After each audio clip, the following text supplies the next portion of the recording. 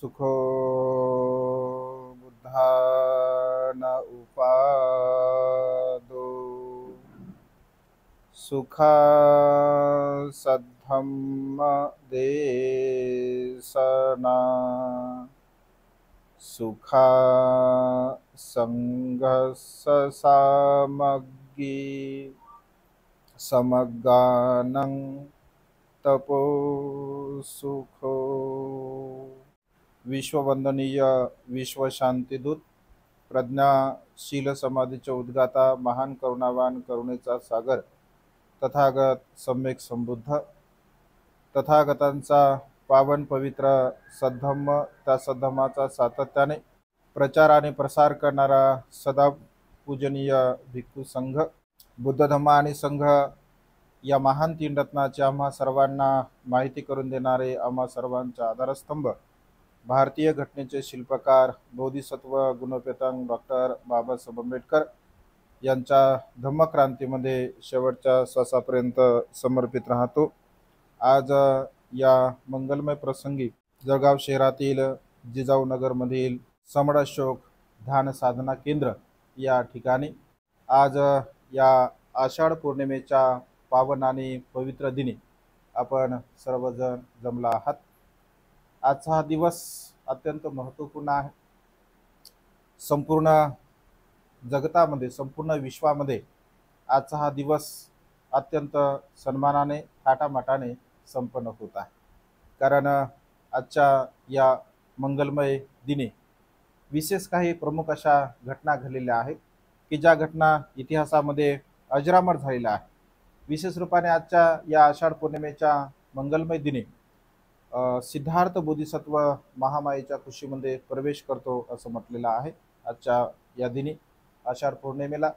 त्यानंतर सिद्धार्थ गौतमाचं महाभिनिष्क्रमण म्हणजे सर्वसामान्य व्यक्ती जेव्हा घराचा त्याग करत असतात जे प्रवर्जित होत असतात तर त्यांना परिवर्ज्य असं म्हटलं जात असते, परंतु एक बोधिसत्व जेव्हा घराचा त्याग करत असतो तर त्याला महाभिनिष्क्रमण असं म्हटलं जातं। तर आजच्या या आषाढ पौर्णिमेलाच सिद्धार्थ बोधिसत्वाने महाभिनिष्क्रमण केलं। त्यानंतर 6 वर्षापर्यंत त्यांनी तपश्चर्या केली आणि 6 वर्षानंतर तपश्चर्या करून त्यांना जे ज्ञान प्राप्त झालं ते ज्ञान केवळ स्वतःपुरतं न मर्यादित ठेवता इतरांना सुद्धा ते ज्ञान कळावं, इतरांना सुद्धा एक दुःखमुक्तीचा मार्ग मिळावा, इतरांनी सुद्धा आपल्या जीवनामध्ये निब्बाण अवस्था निर्वाण अवस्था प्राप्त करावी या श्रेष्ठ आणि मंगल मैत्रीच्या द्वारा उदात्त हेतूने भगवंताने आपल्याला जे ज्ञान प्राप्त झालं ते ज्ञान सुद्धा आज या आषाढ पौर्णिमेच्या पावन पवित्र दिनी पंचवर्गीय परिवर्जकांना भगवंताने आज तो उपदेश दिला, ज्याला बौद्ध साहित्यामध्ये धम्मचक्क प्रवर्तन सुत्त अशा प्रकारचं म्हटलं आहे। आज धम्मचक्क प्रवर्तन सुत्ताचा उपदेश भगवंताने 5 परिवर्जकांना दिला। आजच्या ज्या पौर्णिमेलाच संघाची निर्मिती सुद्धा झालेली आहे, कारण पंचवर्गीय भिक्षूंना भगवंताने उपदेश दिला त्यामुळे ते भगवंताचे शिष्य बनले। कारण बुद्ध धम्म आणि संघ या 3 रत्नाचं शरण ग्रहण करणारे पंचवर्गीय परिवर्जक होते। सर्वात अगोदर तपस्सू आणि भल्लिक यांनी भगवंताला मठ्ठा मधु दान दिलं, लाडू दान दिले आणि त्याच्यानंतर ते बुद्धाला फक्त शरण गेले होते। म्हणजे एक वचनी बुद्धाला शरण जाणारे जगाच्या इतिहासामध्ये तपस्सू आणि भल्लिक आहेत, केवळ ते बुद्धाला शरण गेले। कारण तेव्हा भगवंताने धम्माचा उपदेश काय दिला नव्हता, त्यामुळे केवळ बुद्धाला शरण जाणारे 2 व्यापारी जे की उत्कल देशामधील होते जे आता ब्रह्म देशामध्ये आहे। त्याच्यानंतर भगवंत जेव्हा सारनाथकडे येत असतात तर सारनाथकडे तर भगवंताच्या मनामध्ये महान करुणा असते। सुरुवातीला भगवंताला ज्ञान प्राप्त झाल्यानंतर सर्व प्रकारच्या तृष्णेवरती भगवंताने विजय मिळवल्यानंतर भगवंताच्या मनामध्ये करुणा असते, महान कारुणिक भगवंताला आपण म्हणत असतो। भगवंताच्या मनामध्ये या सृष्टीमध्ये असणाऱ्या प्रत्येक मनुष्याच्या प्रती मंगल मैत्रीची भावना असते। अगदी सूक्ष्म प्राणी असेल किंवा विशाल प्राणी असेल, एक पायाचा असेल, बिन पायाचा असेल, असंख्य पायाचा असेल, जमिनीवरती राहणारा असेल, आकाशामध्ये राहणारा असेल किंवा समुद्राच्या तळाशी राहणारा असेल, म्हणजे या सृष्टीमध्ये असणाऱ्या संपूर्ण प्राण्यांच्या प्रती भगवंतांच्या मनामध्ये करुणा असते, मैत्री भाव असतो, मुदिता भाव असतो, उपेक्षा असतो. आणि या ब्रह्मविहार त्यांच्या चित्तामध्ये जेव्हा उत्पन्न झाले तर आपण सुद्धा उपदेश करावा असं भगवंताला वाटलं. सुरुवातीला भगवंताला असं वाटलं की उपदेश करावा किंवा करू नये. हा एक त्यांच्या मनामध्ये विषाद योग उत्पन्न झाला. कारण भगवंत या संपूर्ण सृष्टीचं अवलोकन आपल्या प्रज्ञेच्या द्वारा करत असतात, आपल्या दिव्य चक्षुच्या द्वारा करत असतात. आणि भगवंत जाणतात की जगामध्ये फार लोक वेगवेगळ्या प्रकारचे आहेत आणि विशेष रूपाने लोकांचे जीवन जगण्याची जी शैली आहे तर ती दोन प्रकारची आहे असं भगवंत म्हणतात. कारण मनुष्याचं जीवन आहे खा प्या मोज मजा करा, कारण उद्या आपण मरणार आहोत असं लोक विचार करतात. आजही व्यवहारामध्ये सुद्धा आपण बघतो, लोकांना जाऊ द्या ना, आता खाऊन घ्या, आजच्या दिवस भेटलं तर भेटलं, उद्याचं काय माहित नाही काय आहे ते. म्हणजे असे लोक जीवन जगणारे असतात. भगवंताच्या काळामध्ये सुद्धा असे लोक होते, आजही असे लोक आहे आणि भविष्यामध्ये सुद्धा असे लोक राहणार आहे. कारण हा लोकप्रवाह आहे. या लोकप्रवाहामध्ये चांगलं आणि वाईट या दोन्ही प्रकारच्या गोष्टी प्रवाहामध्ये असतात. आणि मग भगवंत विचार करतात की अशा प्रकारच्या मानसिकतेने युक्त असणाऱ्या लोकांना एवढा मोठा पवित्र सद्धम्म आपण का सांगावा, कशासाठी सांगावा. जर मी त्यांना सांगितला, त्यांना जर नाही समजलं तर त्यांच्या डोक्याला ताप होईल की हे काय सांगितलं आम्हाला. आणि समजा त्यांना समजला आणि त्यांनी जर तशा प्रकारचं आचरण नाही केलं तर मला पश्चाताप होईल, अरे मी यांना सांगितलं पण यांनी काही तशा प्रकारचं आचरण केलं नाही, तर माझ्या डोक्याला ताप होईल. त्याच्यापेक्षा मी सांगत नाही आणि तेही ऐकत नाहीत, असा विषाद योग त्यांच्या चित्तामध्ये उत्पन्न झाला. परंतु भगवंत भगवंत असतात, महाकारुणिक असतात. त्यांच्या मनामध्ये तशा प्रकारचा भाव निर्माण होत असतो.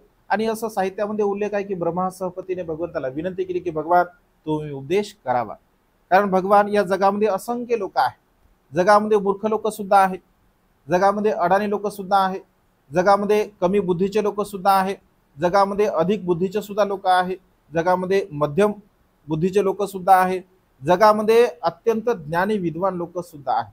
भगवान ज्याप्रमाणे कमळाच्या म्हणजे जे काही सरोवर असतो कमळांचा, त्या कमळाच्या सरोवरामध्ये वेगवेगळ्या प्रकारची कमल पुष्प हे खुलत असतात. काही कमल पुष्प हे पाण्याच्या खाली असतात, काही कमल पुष्प केवळ पाण्यावरती तरंगत असतात, काही कमल पुष्प पाण्याच्या वर येत असतात आणि काही कमल पुष्प अगदी पाण्याच्या वर देठासह वर येऊन जगाला सुगंधित करत असतात. अगदी तशाच प्रकारे भगवान या संसारामध्ये सुद्धा असंख्य लोक असे आहेत की जे की ज्ञानी सुद्धा आहे, विद्वान सुद्धा आहे, पंडित सुद्धा आहे. तर भगवान जे लोक ज्ञानी आहेत, पंडित आहेत, विद्वान आहेत, हुशार आहेत, बुद्धिवान आहेत, ज्या लोकांना चांगलं काय वाईट काय हे कळतं, ज्या लोकांना असं वाटतं की माझं कल्याण व्हावं, माझं सुख व्हावं, तर भगवान असेही लोक धम्मश्रवण करू शकतील. भगवंताने अशा प्रकारच्या लोकांवरती अनुकंपा करावी आणि भगवंताने उपदेश द्यावा. अशा प्रकारे ब्रह्मा सहपती भगवंताला विनंती करत असतो आणि त्याच्या विनंतीला भगवंत मान देतात. आणि भगवंत म्हणतात की ठीक आहे, मी धम्माचा उपदेश करेल. भगवंताला ज्ञान प्राप्त झाल्यानंतर 7 आठवडे भगवंताने त्याचं चिंतन मनन केलं.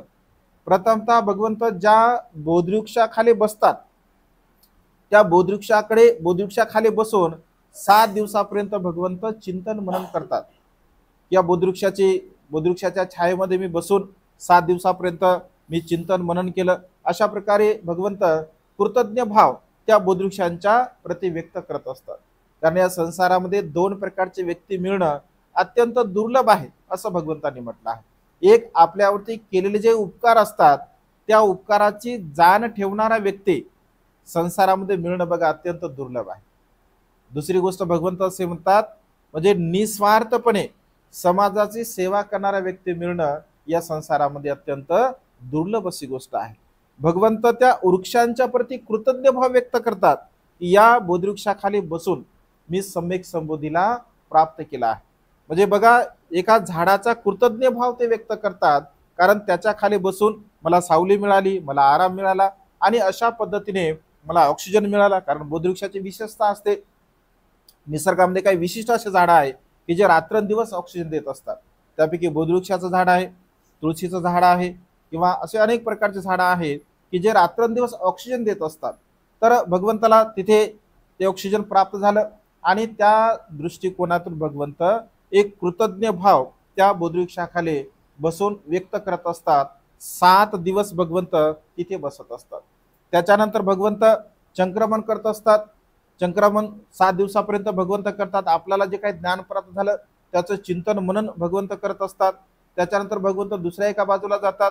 तिथे प्रतीत्य समत्वाद सिद्धांताचं चिंतन मनन भगवंत करत असतात. कारण प्रतीत्य समत्वाद सिद्धांत अर्थात कार्यकारण भाव, जगामध्ये जे जे काही उत्पन्न होते त्या त्या प्रत्येक गोष्टीला कारण आहे. कारणाशिवाय या संसारामध्ये काहीही होऊ शकत नाही. याचं प्रतिलोम आणि अनुलोम अशा प्रकारे भगवंत त्याचं चिंतन करत असतात. त्याच्या समोर जातात भगवंत. तिथे एक बोधवृक्षाकडे भगवंत बघत असतात. असं म्हटलं आहे की अपलक दृष्टीने, म्हणजे आपल्या डोळ्याची पापणी न लवता भगवंत 7 दिवस त्या बोधवृक्षाकडे बघत असतात. 7 दिवसापर्यंत की किती हा बोधवृक्ष महान आहे, ज्या बोधवृक्षामुळे मला ज्ञान प्राप्त झालं. 7 दिवस, जसं आता आपण डोळ्याची पापणी लगेच म्हणजे क्षणामध्ये आपली पापणी खालीवर खालीवर होत असते, कारण तो स्वभाव आहे मनुष्याचा. पण भगवंत एवढं भगवंतामध्ये बल होतं, भगवंताच्या पारमिता एवढ्या पुष्ट होत्या की भगवंत 7 दिवसापर्यंत डोळ्याची पापणी न लावता अपलक दृष्टीने त्या बोधवृक्षाकडे कृतज्ञ भावनेनं बघत असतात. त्याच्या समोर आल्यानंतर भगवंत 2 ब्राह्मण असतात. त्या ब्राह्मणाला उपदेश करतात की जन्माने कोणी श्रेष्ठ होत नाही, तर मनुष्य हा कर्माने श्रेष्ठ होत असतो. न जच्चा वसलो होती कमुना वसलो होती, कमुना होती ब्राह्मणो. म्हणजे मनुष्याच्या जीवनामध्ये जन्माने कोणी ब्राह्मण होत नाही, जन्माने कोणी श्रेष्ठ होत नाही, जन्माने कोणी महान होत नाही, तर कर्माने मनुष्य श्रेष्ठ होत असतो, कर्माने मनुष्य महान होत असतो. अशा प्रकारचा उपदेश भगवंत त्या ब्राह्मणाला देत असतात. त्याच्या समोर भगवंत येतात. जसे की तपस्वानी भल्लिक मी तुम्हाला सांगितलं, तिथे 2 व्यापारी भगवंताला बघत असतात आणि भगवंताची कांती प्रसन्न असते, आनंदी असते, प्रमुदित असते. तर त्यांना असं वाटतं की अरे हा कोणीतरी महापुरुष, हा संन्यासी असला पाहिजे, साधू असला पाहिजे, याला आपण काहीतरी दान दिलं पाहिजे. ते व्यापार असतात हिऱ्याचे व्यापार करणारे. तर मधु मठ्ठा आणि गुळाचे लाडू ते भगवंताला दान देत असतात. तर बुद्धाला शरण जाणारे जगातले पहिले व्यापारी तपस्सू आणि भल्लिक आहे. त्याच्यानंतर भगवंत समोर जातात. तर जे मानस सरोवराकडे गेल्यानंतर असं म्हटलं आहे की तिथे नाग लोकांनी, जसं नागाचा एक फणा वगैरे बघा आपण मूर्तीमध्ये वगैरे बघत असतो, तर ऍक्च्युली ते 2 दृष्टिकोनातून असं म्हटलं की पावसाचे दिवस होते, नागाने भगवंताची सेवा केली असंही म्हटलं आहे. दुसऱ्या बाजूने असंही म्हटलं जातं की त्या परिसरामध्ये नागवंशीय लोक होते आणि त्या नागवंशीय लोकांनी भगवंत तिथे साधना करत असताना पाहिलं, पाऊस होता, त्या पावसावरून भगवंताला काही त्रास होऊ नये म्हणून भगवंतासाठी त्यांनी तशा प्रकारचं निवासस्थान निर्माण केलं. तर नागवंशीय लोक असल्या कारणाने प्रतिकात्मक रूपाने नागाचं दृश्य तिथे दाखवलं असंही म्हटलं आहे. म्हणजे अशा प्रकारे 7 दिवसापर्यंत भगवंत बघा तिथे चिंतन मनन करत असतात. 7 आठवडे, एका आठवड्यामध्ये 7 दिवसापर्यंत, आणि 7 आठवडे चिंतन केल्यानंतर भगवंत मग विचार करा की आपण उपदेश केला पाहिजे. उपदेश केला पाहिजे तर नेमकं मग कोणाला करावा उपदेश, असं जेव्हा भगवंताच्या चित्तामध्ये भाव उत्पन्न होतो तर कृतज्ञ भाव असतो आपल्या गुरूंच्या प्रती. तर ते म्हणतात की अरे आलार कालामांची त्यांना बघा आठवण होत असते, आणि आलार कालामाकडून त्यांनी ज्ञान आत्मसात केलं असतं. काय केलेलं असते, कुठलं ज्ञान, काय आत्मसात केलं आलार कालामाकडून? आलार कालाम आहे ना, उदकराम पुत्र, आलार कालाम, भृग ऋषी, काय सांख्य तत्व, सांख्य तत्वज्ञान. तसं नेमकं सांख्य तत्वज्ञान नेमकं काय आहे, तसं ग्रंथ सध्या उपलब्ध नसल्यामुळे आपण सांगू शकत नाही, परंतु त्या ध्यानाच्या पायऱ्या असतात. आलार कालामाकडून 7 ध्यानाच्या पायऱ्या सिद्धार्थ बोधिसत्व आत्मसात करतात. 8वी पायरी त्यांना असं कळते की 8वी पायरी मगधमध्ये राहणारे उदकराम पुत्र आहे, त्यांच्याकडे सुद्धा ते जातात आणि 8वी ध्यानाची पायरी आत्मसात करत असतात. मग ह्या ध्यानाच्या 8ही पायऱ्या त्यांनी आत्मसात केल्यानंतर भृग ऋषीचा आश्रम त्यांनी अभ्यासाविना सोडलेला असतो. तर त्यांना असं वाटतं की पुन्हा आपण भृगु ऋषींकडे जावं. तर तिथे ध्यान साधनेच्या ज्या पायऱ्या आहेत, म्हणजे व्रतवैकल्य कसं करावं, ध्यानाच्या पायऱ्या कशा, त्याचा अभ्यास करावा, तपश्चर्या कशी करावी, कारण वेगवेगळ्या प्रकारच्या तपश्चर्या ते करत असतात, ते पाहत असतात. तर तिथेही जाऊन पुन्हा त्या तपश्चर्याचे प्रकारांचा ते अभ्यास करतात आणि एकंदरीत सर्व ज्ञानाचा संग्रह त्यांच्या चित्तामध्ये झाल्यानंतर त्यांना असं वाटतं की आता स्वतः आपण त्याचं परीक्षण करावं, निरीक्षण करावं आणि आपल्या हितासाठी, आपल्या सुखासाठी किंवा दुःखमुक्तीच्या मार्गासाठी आपल्याला काही प्राप्त होऊ शकते का या ज्ञानामुळे, याचं चिंतन मनन करण्यासाठी उर्वेला वनखंडामध्ये, उर्वेल्याच्या जंगलामध्ये ते जात असतात आणि एक नव्हे, दोन नव्हे, तर तब्बल 6 वर्षापर्यंत त्या ज्ञानाचा उपयोग दुःखमुक्तीच्या मार्गासाठी ते करत असतात. पण 6 वर्ष ज्ञान केल्यानंतर प्राप्त त्यांना कुठल्याही प्रकारे म्हणजे तपश्चर्या जरी केली असेल तरी ज्ञान प्राप्त मात्र त्यांना होत नाही. आणि मग पुन्हा ते विचार करतात की अरे हा जो मार्ग आहे तर हा मार्ग म्हणजे दुःखमुक्तीचा नव्हे असं मला वाटतं, कारण यामुळे काहीच मला लाभ होत नाही. कारण त्यांचं शरीर पूर्णपणे अशक्त झालेलं असतं. एकदा जर ते खाली पडले तर पुन्हा त्यांना उठता येत नसते. एकदा जर मांडी घातली असेल तर ती मांडी खोलता येत नसते. खोललेली मांडी पुन्हा घालता येत नसते. म्हणजे अशा प्रकारे पूर्ण त्यांचं शरीर एकदम म्हणजे वीक झालेलं असतं, पुरुष झालेलं असते. असं पोटाला जेव्हा स्पर्श करतात तर पाठीचा भाग लागतो, पाठीला जेव्हा स्पर्श करतात तर पोटाचा भाग लागतो. म्हणजे अशा प्रकारची दयनीय स्थिती त्यांची होते. आणि ते विचार करतात, चिंतन, अरे अशा प्रसंगी मी जर मेलो तर हे मात्र योग्य नाही. कारण मी तर मूर्तीला प्राप्त होण्यासाठी थोडा इथे आलो, मला काहीतरी प्राप्त व्हावं, मला ज्ञान मिळावं यासाठी मी इथे आलो. आणि त्यामुळे मी मरता कामा नये, मी असं मरता कामा नये, मी संग्रामामध्ये मरता कामा नये, तर मला काहीतरी प्राप्त झालं पाहिजे अशी भावना त्यांच्या चित्तामध्ये असते. आणि त्या तपश्चर्याचा ते त्याग करतात. तपश्चर्याचा त्याग केल्यानंतर सुजाता माता त्यांना खीर देत असते. सुपतीटे बेटावर ते जातात, 49 घातामध्ये ते खीर सेवन करतात. आपल्या पारमीच्या बलाची ते परीक्षा घेतात की जर हे मला ज्ञान प्राप्त होणार असेल तर हे पात्र प्रवाहाच्या विरुद्ध दिशेने जाऊ दे. आणि असं म्हटलंय, साहित्यामध्ये उल्लेख आहे की ते पात्र तशा प्रकारचे विरुद्ध दिशेने जात असते. म्हणजे बोधिसत्वांनी ज्या पारमिता पूर्ण केल्या आहे त्या पारमितेचं ते बल असते. जाताना पुन्हा त्याला एक तृणहार म्हणजे गवत कापणारा 7 मुठी गवत देत असतो. ते 7 मुठी गवत घेऊन त्याचं ते आसन बनवतात. आणि आसन बनवल्यानंतर म्हणजे ते अशा प्रकारचं वज्र आसन ज्याला म्हटलं आहे, ते आसन केल्यानंतर ते संकल्प करतात की जोपर्यंत माझं शरीर आहे, जोपर्यंत हाड आहे, मांस आहे, रक्त आहे, हे नष्ट जरी झालं तरी सुद्धा मला सम्यक संबोधीचा लाभ झाल्याशिवाय मी इथून काही उठणार नाही. अशा प्रकारचा दृढ अधिष्ठान ते करत असतात. आणि तशा अधिष्ठानाच्या द्वारा ते पुन्हा ध्यान मनन चिंतन करत असतात. आपण जर असं म्हटलं की आता मी इथे बसतो, जोपर्यंत मला सम्यक संबोधीचा लाभ होत नाही तोपर्यंत मी उठतच नाही, काय होईल? काय होईल? असं जर म्हटलं, आता मी म्हटलं समजा आता मी उठतच नाही मला ज्ञान प्राप्त झाल्याशिवाय, तर काय होईल? मरून जाईल मी तरी ज्ञान प्राप्त होणार नाही, आहे की नाही? का? कारण त्यांच्या तशा पारमिता होत्या. म्हणजे आपल्या पारमिता जर पुष्ट असतील तर आपल्याला ती गोष्ट शक्य आहे. म्हणजे एखाद्या विद्यार्थ्याला माहित आहे की मला 100% मी अभ्यास केला, 100% मला 80%, 90% मार्क पडणार आहे, त्याला विश्वास असतो कारण त्याने अभ्यास केलेला आहे. त्याचा अभ्यास असल्यामुळे त्याला ती गोष्ट तो खात्रीपूर्वक सांगू शकतो. एखादा अभ्यास न करणारा मुलगा म्हणू शकतो की मला 90% पडतात, म्हणणारच नाही कारण त्यानं तो अभ्यासच केला नाही. अगदी तशा पद्धतीने एक साधं उदाहरण व्यावहारिक म्हणून, बुद्धत्व प्राप्त करण्यासाठी बोधिसत्वाच्या पारमिता सुद्धा तशा स्ट्रॉंग असाव्या लागतात. 10 पारमिता, 10 उपपारमिता, 10 परमार्थ पारमिता, या सर्व प्रकारच्या पारमिता त्यांनी पूर्ण केल्या होत्या. आणि पूर्णत्वाची अवस्था प्राप्त झाल्यामुळे त्यांनी तशा प्रकारचं अधिष्ठान केलेलं असतं. आणि त्या अधिष्ठानाच्या द्वारा ते तशा प्रकारचं संकल्प करतात, अधिष्ठान करतात आणि त्यांना सम्यक संबोधीचा लाभ होत असतो. म्हणजे बुद्ध बनतात. बुद्ध बनल्यानंतर 7 आठवडे आपण फिरतात जसं मी तुम्हाला सांगितलं. मग ते विचार करतात की आलार कालामध्ये आपण उपदेश केला पाहिजे. तर ते चिंतन करतात, आपल्या दिव्य दृष्टीने जातात की अरे आलार कालांतर मूर्तीला प्राप्त झाले. कारण 7 दिवसाच्या पूर्वीच ते मूर्तीला प्राप्त होत असतात. त्याच्यानंतर त्यांना उदकरामपुताची आठवण होते. उदकरामपुत त्याच रात्री म्हणजे ज्या रात्री भगवंताला ज्ञान प्राप्त झालं, अगदी त्या आदल्या दिवशी रात्री मूर्तीला प्राप्त होत असतात. त्यांना वाटते अरे हे खूप निर्मळ ज्ञानी होते, निर्मळ चित्ताचे होते, निर्मळ मनाचे होते. अनेक वर्षापासून ते चांगल्या प्रकारे धम्माचं आचरण करत होते, ब्रह्मचर्याचं आचरण करत होते. त्यांचं चित्त मात्र निर्मळ होतं, प्रमुदित होतं, आनंदी होतं. आणि तात्काळ ते माझ्या धम्माला समजू शकले असते.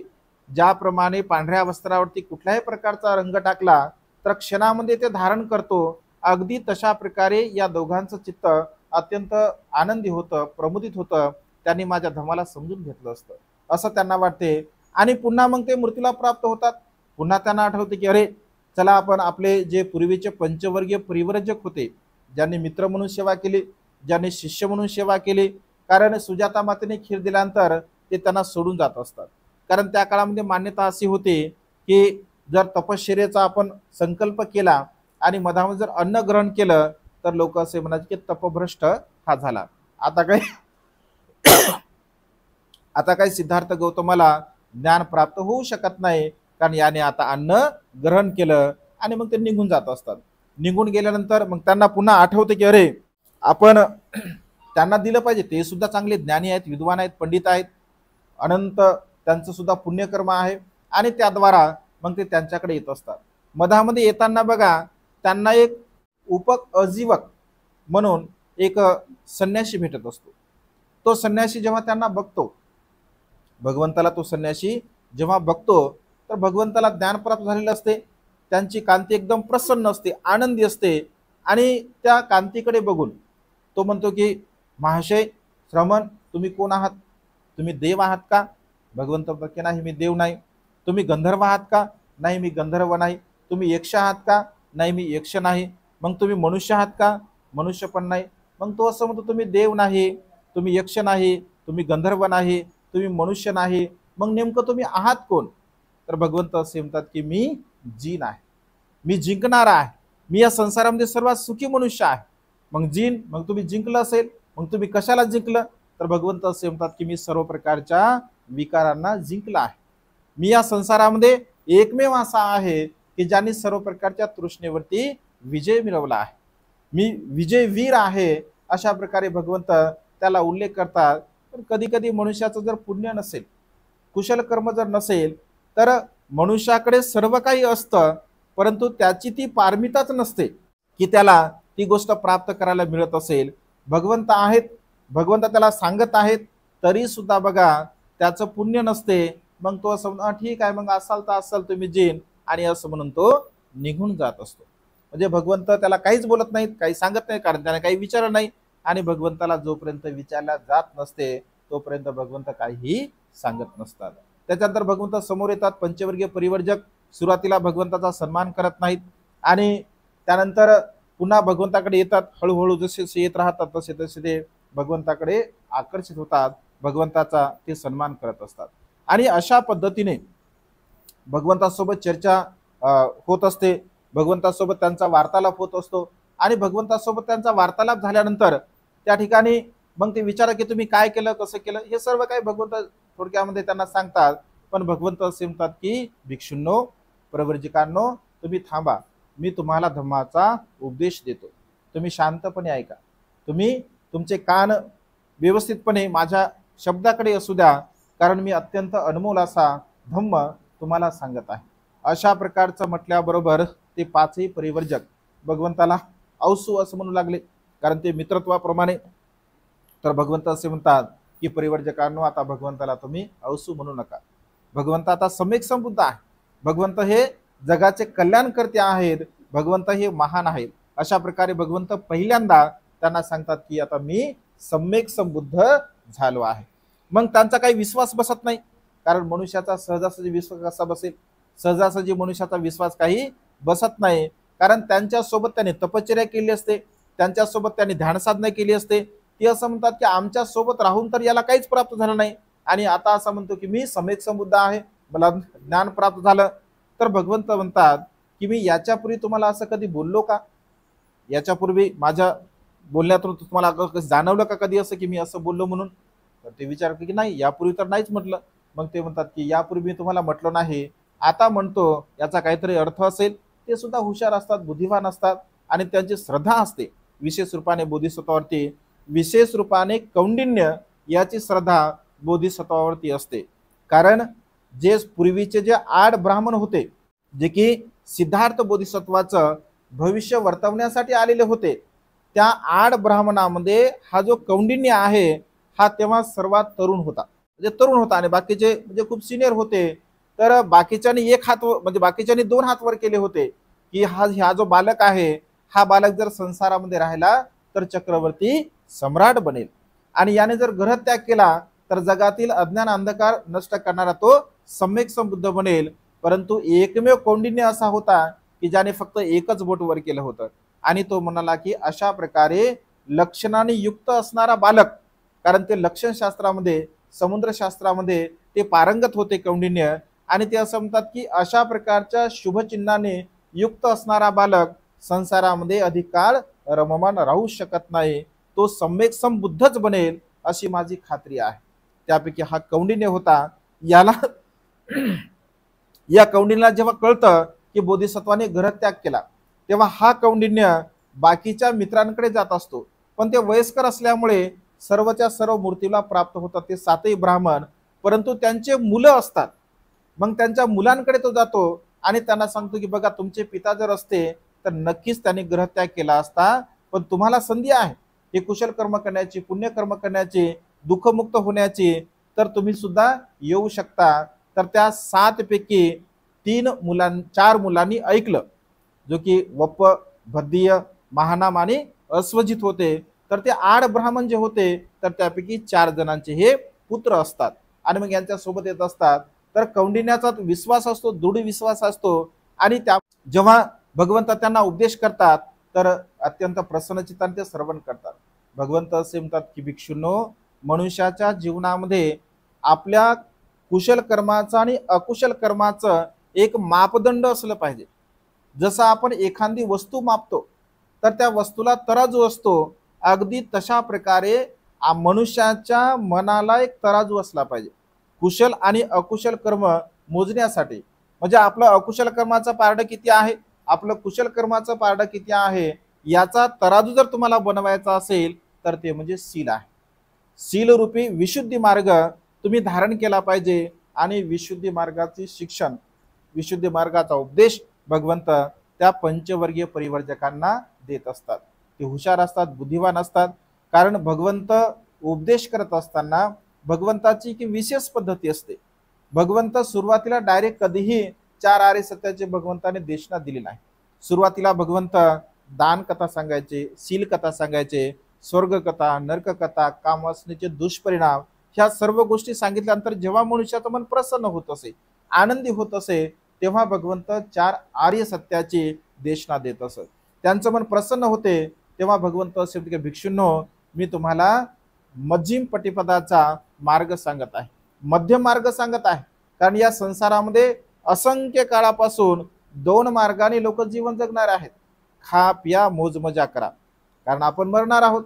या मार्गाने लोक जीवन जगणारे आहे, आणि वर्तवैकल्य उपासतापास करून लोक जीवन जगणार आहे. हे दोनही मार्ग मात्र योग्य नाही आहे, हे दोनही मार्ग चांगले नाही आहे. तर तुम्हाला मी मध्य मार्ग सांगतो. आणि मध्य मार्ग सांगत असताना भगवंत आज या पावन आषाढ पौर्णिमेच्या दिनी भगवंत पंचवर्गीय परिवर्जकांना धम्मचक्कपवतन सूत्राचा उपदेश देतात. त्या धम्मचक्कपवतन सूत्राच्या उपदेशाचा जो मूळ गाभा आहे, तो मूळ गाभा म्हणजे 4 आर्य सत्य आहे. दुःख आहे, दुःखाचा समुदय आहे, दुःखाचा निरोध आहे, आणि दुःखातून मुक्त होण्याचा मार्ग आहे. हे 4 सत्य भगवंत त्यांना सांगत असतात. मग आता दुःख आहे, त्या दुःखाचं विश्लेषण म्हणजे अनेक धम्मदेशनेमध्ये आपण श्रवण करतच असतो. विशेष रूपाने 12 कड्या भगवंताने दुःखात सांगितल्या. जातीपी दुःखा भगवंत असे म्हणतात. जाती म्हणजे जन्म, जन्म हे दुःख आहे. व्याधीपी दुःखा, व्याधी म्हणजे आजार, म्हातारपण. जरापी दुःखा, जरा म्हणजे म्हातार, व्याधी म्हणजे आजारपण. जन्म दुःख आहे. जन्म, जाती, जन्म, व्याधी, मरण म्हणजे मनुष्य जीवनामध्ये जन्म दुःख आहे, त्या म्हातारपण दुःख आहे, त्यानंतर आजारपण दुःख आहे, मृत्यू दुःख आहे, पियोबी दुःख, अपियोबी दुःख, प्रिय व्यक्ती सोडून जाणे दुःख आहे, अप्रिय व्यक्ती समोर येणे दुःख आहे, इच्छेची पूर्ती न होणे, एमपींची न लबंती दुःख, इच्छेची पूर्ती न होणे दुःख आहे. संकेतेन पचुपादान खंदा दुःखा, संक्षिप्त रूपाने 5 उपादान स्कंद हे दुःखकारक आहे. रूप, वेदना, संज्ञा, संस्कार आणि विज्ञान हे 5 उपादान स्कंद दुःखकारक आहे. या 12 कड्या भगवंताने दुःखाच्या सांगितल्या आहे. आता वाचायला ऐकायला आपल्याला छान वाटते, पण प्रत्यक्ष जेव्हा अनुभव म्हणजे दुःखाची अनुभूती म्हणजे दुःखाला जाणणे, दुःखाला समजून घेणे, हे प्रत्यक्ष रूपाने फार कठीण गोष्ट आहे. मनुष्य त्याला सहजासहजी ऍक्सेप्ट करत नाही, त्याचा स्वीकार करत नाही. आपल्याला ऐकायला छान वाटतं, वाचायला छान वाटतं, परंतु दुःखाची अनुभूती सहज मनुष्य घेऊ शकत नाही. जसं उदाहरण म्हणून जर समजा घेतलं, जन्म दुःख आहे, ज्याती जन्म दुःख आहे. आता जन्म हे दुःख आहे असं भगवंताने म्हटलं आहे. जन्मास बाळ जर जन्माला आले तर आपल्याला दुःख होते का सुख होते? आपल्याला तर आनंदच होतो ना, आहे की नाही? आपल्याला आनंद होते, बाळ रडते, आहे की नाही, पण आपल्याला आनंद होतो की बाळ झालं, आहे की नाही. मग पेढे वाटतात लोक, आहे की नाही, जिलेबी वाटतात. आता ही जिलेबी आणि पेढे कोणा खाले काही माहिती नाही, आहे की नाही, पण जिलेबी पेढे वाटतात लोक, आहे की नाही. म्हणजे काहीतरी आपण आनंद व्यक्त करतात. परंतु आध्यात्मिक दृष्टीने जर आपण विचार केला असेल तर बघा, जन्मास आलेलं जे बाळ आहे ते बाळ मात्र रडत असते, रडत असते. म्हणजे याचं चिंतन मनन जर आपण केलं तर बाळ काय रडते बरं, कशासाठी रडते, काय रडते बाळ? बरं समजा रडलं नाही, जर समजा रडलं नाही तर काय केलं जाते? त्याला रडवलं जाते, ऐक ना, त्याला मारतात, त्याला थापडतात, त्याला काय काय डॉक्टर करतात, त्या व्हिडिओमध्ये दिसते ते, आहे की नाही. रडलं पाहिजे असं, रडलं बाळ याचा अर्थ ते जिवंत आहे. म्हणजे किती मोठी गोष्ट आहे बघा. म्हणजे पहिल्यांदा बाळ जेव्हा रडते तेव्हा माता पिता आपतेष्ट हसतात. बाळ रडलं तर हसतात की बाळ आमचं जिवंत आहे. पण जेव्हा बाळ जर रडत नसेल तर गृहीत धरलं जातं की बाळ काय आपलं काहीतरी प्रॉब्लेम आहे. म्हणजे पहिल्यांदा रडलेल्या बाळाचा माते पित्यांना आपतेष्टांना आनंद होत असतो. आध्यात्मिक दृष्टिकोनातून जर विचार केला, चिंतन केलं, मनन केलं तर भगवंत असे म्हणतात की मातेच्या गर्भामध्ये जेव्हा बाळ असतं तर तेव्हा त्याला स्वतःचं काही घेणं देणं नसते. त्याला आई सर्व खाते पित असेल, जे काय असेल, विचार करत असेल, सर्व काही त्याला इनडायरेक्टली प्राप्त होत असते. परंतु मातेच्या गर्भातून जेव्हा ते बाहेर येतं, जेव्हा नाळ तोडली जाते तर तेव्हा मात्र ते रडते. कारण त्याला आता स्वतःच्या इच्छा पूर्ण करायच्या असतात. त्याला स्वतः जगण्यासाठी ऑक्सिजन लागते, त्याला स्वतः जगण्यासाठी अन्न लागते. म्हणजे त्याच्या स्वतःच्या गरजा तेव्हापासून सुरुवात होत असते. अगदी तेव्हापासून ते मग ते द्या म्हणते, मग आता आणून द्या, म्हणजे शेवटपर्यंत मग द्या द्या द्या. अगदी मृत्यूच्या शेवटी सुद्धा म्हणते दोन थुंब पाजा म्हणते याला, म्हणजे मरताना सुद्धा काहीतरी मग दिलं जातं त्याला. म्हणजे या आध्यात्मिक दृष्टिकोनातून आपण चिंतन मनन केलं तर त्याला भगवंत असे म्हणतात की जन्म हे दुःखकारक आहे. कारण जन्माचा हा जो काही फेरा आहे, म्हणजे या संसारामध्ये जे काही जन्म घेणे आणि मृत्यूला प्राप्त होणे, तर भगवंत असे म्हणतात की या सर्व प्रकारे तृष्णेच्या आधाराने हे सर्व काही मनुष्याच्या जीवनामध्ये निर्माण होत असते. तर जन्म आहे, आजारपण आहे, छोटा मोठा आजार झाला आपल्याला की लगेच दुःख होते, पाय दुखायले का दुःख होते, डोकं दुखायला का दुःख होते, सर्व जे काही छोटे मोठे आजार असतात तर दुःख होत असते. त्याच्यानंतर म्हातारपण सुद्धा दुःखकारक आहे. म्हातारपणाची व्याख्या भगवंत करतात, डोक्याचे केस पांढरे होणे म्हणजे म्हातारपण असं म्हटलं आहे, ओठातील दात पडणे म्हणजे म्हातारपण म्हटलं आहे, शरीरावरती सुरकुत्या पडणे म्हणजे म्हातारपण म्हटलं आहे, आधार घेण्यासाठी हातामध्ये काठी येणे म्हणजे म्हातारपण म्हटलं आहे, कमरेमध्ये बाक येणे म्हणजे म्हातारपण म्हटलं आहे. म्हणजे ही म्हातारपणाची लक्षणे भगवंताने सांगितलेली आहे. भगवंत असे म्हणतात की ही लक्षणं जर समजा आपल्यावरती असतील तर आपण गृहीत धरावं की आपण ऊर्ध्वत्वाकडे जात आहोत, आपण म्हातारपणाकडे वळत आहोत. आता तो भाग वेगळा आहे म्हणा, म्हणजे पांढरे केस झाले तर काळे करता येतात, आहे की नाही, दात पडले तर नवीन भेटतात, म्हणजे खाण्यापुरते का होईना पण भेटतात नवीन. कारण टेक्नॉलॉजी आहे, आता टेक्नॉलॉजीमुळे काही सुविधा आपल्या चांगल्या झाल्या, दात पडले तरी समजा दात हे करता येतात. पण जर आध्यात्मिक जर विचार केला, स्वभावता जर आपण चिंतन मनन केलं तर हे मात्र खरं आहे, हे सत्य आहे. या सत्याचा स्वीकार केला पाहिजे. भगवंत असे म्हणतात तुम्ही म्हातारे आहात तर या म्हातारपणाचा तुम्ही स्वीकार केला पाहिजे, तुम्ही आजारी आहात या आजारपणाचा तुम्ही स्वीकार केला पाहिजे. कारण अनेक लोक म्हणतात की आम्ही काय कर्म केली होती की आम्हाला एवढा आजार झाला.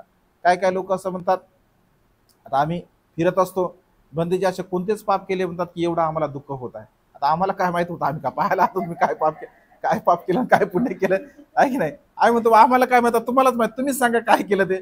तेव्हा त्याचे काहीच ते केलं नाही, सगळं तर चांगलं केलं, आम्ही दान देत होतो, आम्ही सगळं करत होतो, पण आम्ही काहीच नाही केलं. मग काय म्हणतो बा आता नाही केलं तर अगोदर केलं असेल, म्हणजे आहे की नाही, कर्माचा परिणाम आहे ना, कर्माचा विपाक आहे मनुष्याच्या जीवनामध्ये. एकदा आमच्या एक ताई होत्या, म्हणजे एवढ्या आजारी होत्या, तर असं म्हणायला हरकत नाही की 2-2.5 वर्ष केवळ हॉस्पिटलमध्ये पैसे लावल्यामुळे त्या जिवंत होत्या. तर शेवटी त्यांचे अपतेष्ट सांगत होते, डॉक्टर असं म्हणाले की शरीरामध्ये असं एकही जागा नाही आहे, म्हणजे नस आपल्या शरीरातली, की जिथे त्यांना सुई दिली नसेल. म्हणजे किमान 25 ते 30 लाख रुपये त्यांनी हॉस्पिटलमध्ये, पैसेवाले होते तर घालवले पैसे घ्या. तर त्या म्हणजे असं म्हटल्या की बा मी असं कोणतं पापकर्म केलं की मला एवढं हे भोगावं लागत आहे. ते म्हणे आम्हाला काय माहिती तुम्ही काय पाप कर्म केले काय पुण्यकर्म केले. तर कधी कधी मनुष्याला असं वाटतं की हे मरायला म्हणजे ते म्हणतात की मला मरण यायला पाहिजे अशी माझी इच्छा आहे, मी मरायला पाहिजे पण मी मरत नाही आहे. म्हणजे असंही बघा मनुष्या जीवनामध्ये येत असते, कारण मनुष्य दुःखी होतो, कष्टी होतो. काही काही लोक बघा सहज चालता बोलतात मृत्यूला प्राप्त होतात, आणि मग लोक म्हणतात अहो कालच मी त्याला बोललो, कालच मी चर्चा केली, एकदम चांगला धष्टपुष्ट माणूस होता, चालता बोलता माणूस गेला म्हणतात चालता बोलता. भगवंत असे म्हणतात की सहज चालता बोलता जाणारा मनुष्य हा पुण्यवान असतो. चालता बोलता जाणारा मनुष्य हा पुण्यवान असतो. कारण स्वर्ग आणि नरकाची व्याख्या वर कोण पाहिली ते पाहिली, ज्यांनी पाहिली असेल त्यांनी पाहिली असेल, पण इथंच मिळते स्वर्ग आणि नरक. चांगले कर्म आणि वाईट कर्माचा जो विपाक आहे, तो परिणाम आहे, इथेच आपल्याला या संसारामध्ये मिळत असतो, भगवंत असे म्हणतात. आणि त्यामुळे जीवन जगत असताना नेहमी या सत्याचा स्वीकार आपण केला पाहिजे. जर सत्याचा आपण स्वीकार करत असेल तर त्याचं दुःख अधिक होत नाही, पण त्याचा जर स्वीकार नाही आपण केला तर दुःख होत असते.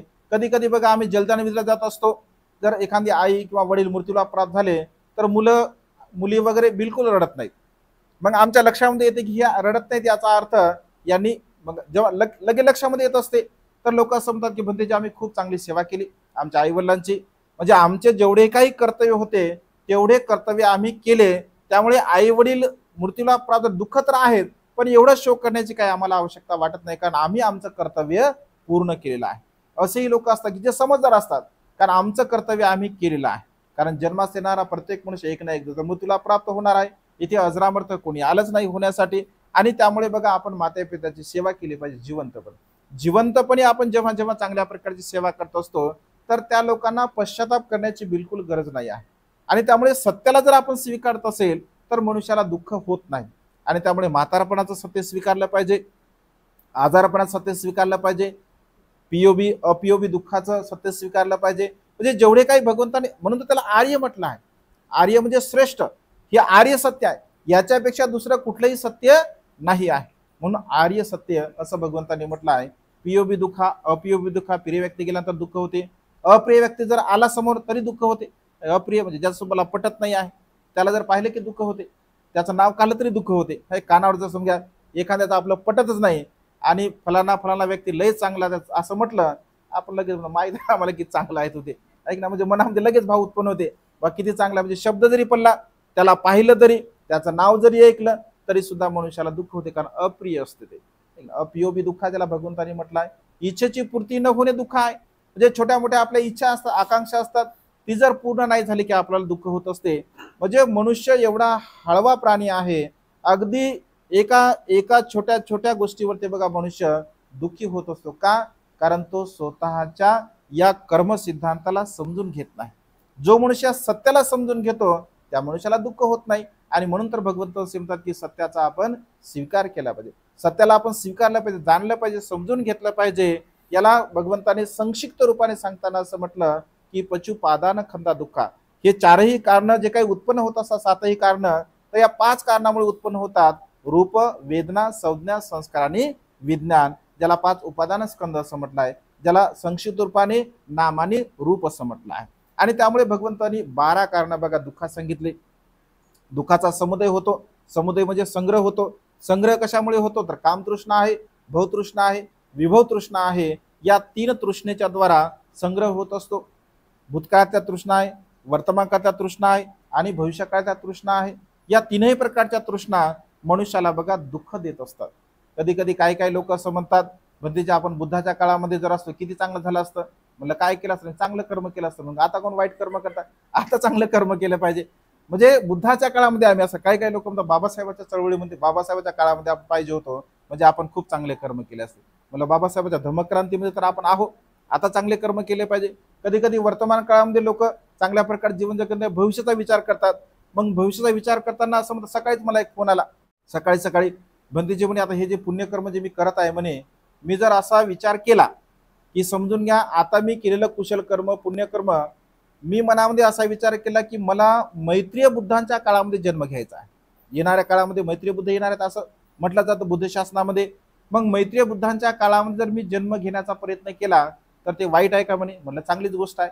पण मी म्हटलं मनातल्या मनामध्ये मैत्रीय बुद्धाची वाटच कशाला पाहता, आता तुम्ही मनुष्य आहात, आता चांगले कर्म करा, आता कुशल कर्म करा, आता पुण्यकर्म करा आणि आता दुःखमुक्त व्हा. काय भविष्य काळामध्ये मैत्री बुद्धाच्या काळामध्ये जन्म झाला आणि कुत्र्याचा जन्म घेतला तर मग काय करता, गाढवाचा जन्म घेतला तर काय करता, म्हणजे सांगता येत ना, आपल्या कर्मावर डिपेंड आहे. आता सध्या मनुष्य जन्म आपल्याला लाभला, बाबासाहेबांच्या धम्मक्रांतीमध्ये आपण जीवन जगत आहोत. आज घडीला आपण जर चांगले कर्म केले, कुशल कर्म केले, पुण्यकर्म केले आणि स्वतःच्या तृष्णेला जर आज वर्तमान काळामध्ये आपण नष्ट करण्याचा प्रयत्न केला असेल तर ती गोष्ट मात्र योग्य आहे, संयुक्तिक आहे. कारण आता आपण मनुष्य आहोत, मनुष्य तर आहोत. आपल्याकडे प्रज्ञा आहे, आपल्याकडे बुद्धिमत्ता आहे, ज्ञान आहे, चातुर्य आहे, आपल्याकडे सर्व काही गोष्टी आहे. आज आपण दान करू शकतो, आज आपण सील पालन करू शकतो, आज आपण आनापानसती करतो, मैत्री करू शकतो. जे जे काही करायचं असेल ते आज वर्तमान काळामध्ये आपण करू शकतो. कारण आज आपल्याला ते विवेक आहे, ती प्रज्ञा आहे.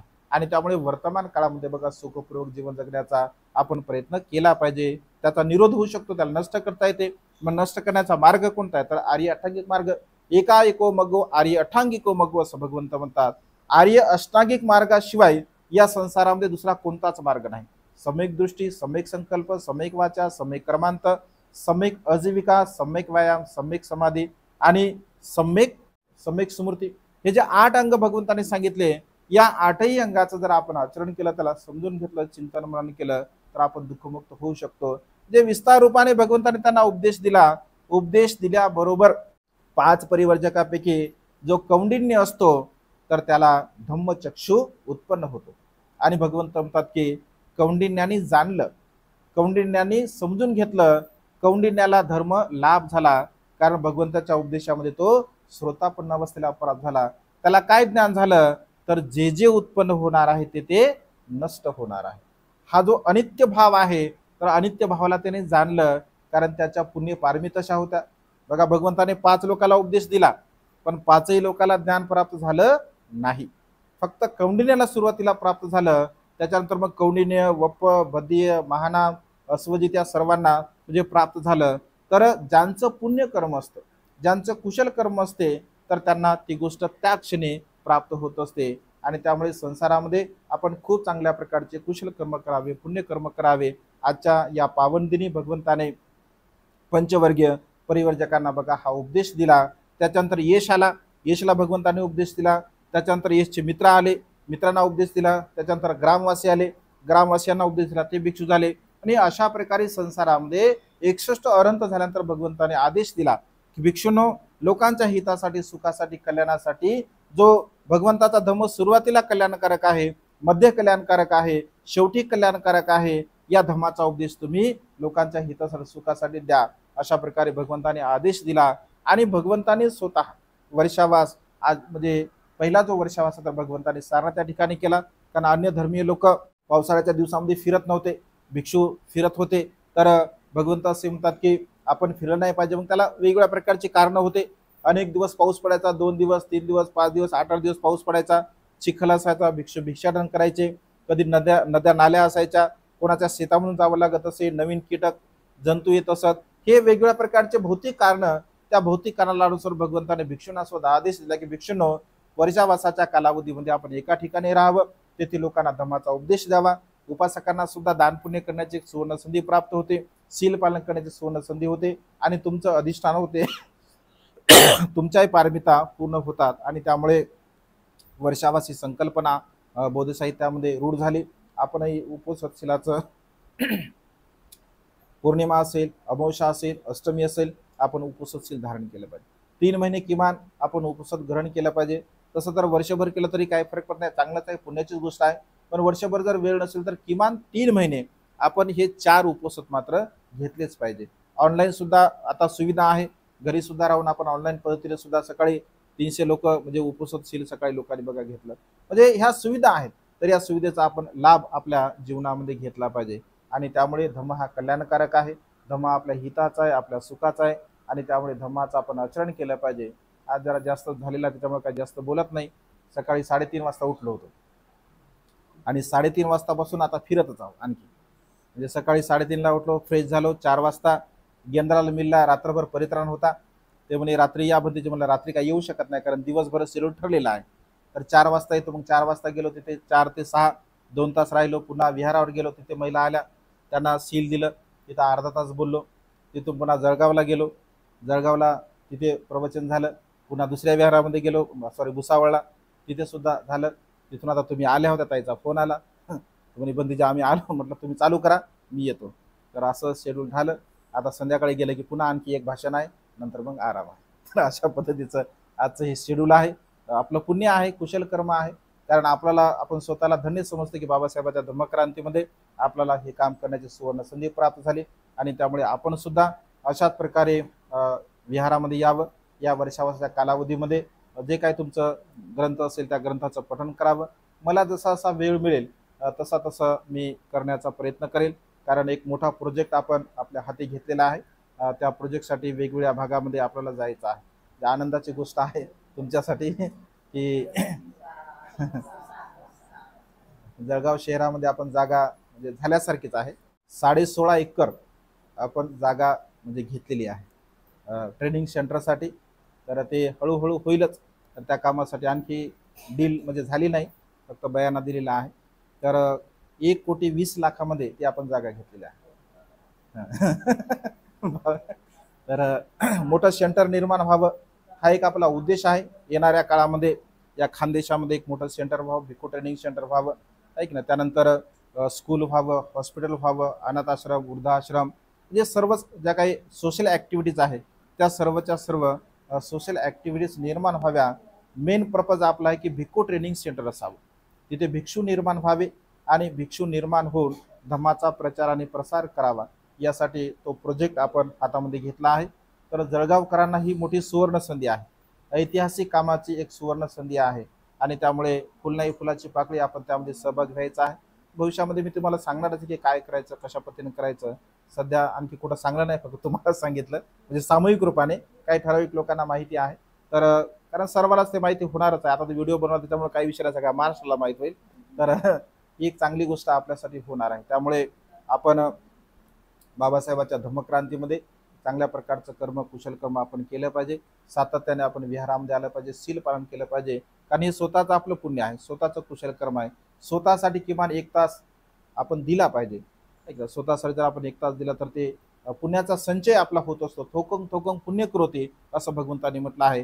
तर थोडे थोडे थोडे थोडे करून पुण्य आपण संचित केले पाहिजे. आज या मंगलमय प्रसंगी आपण जे जे काही कुशल कर्म केलं, पुण्यकर्म केलं, या संपूर्ण कुशल कर्माच्या बलाने, बुद्ध धम्म आणि संघ या 3 रत्नाच्या बलाने तुम्हा सर्वांना तुमच्या जीवनामध्ये सुख, समाधान, आयुष्य, वर्ण आणि बल प्राप्त हो.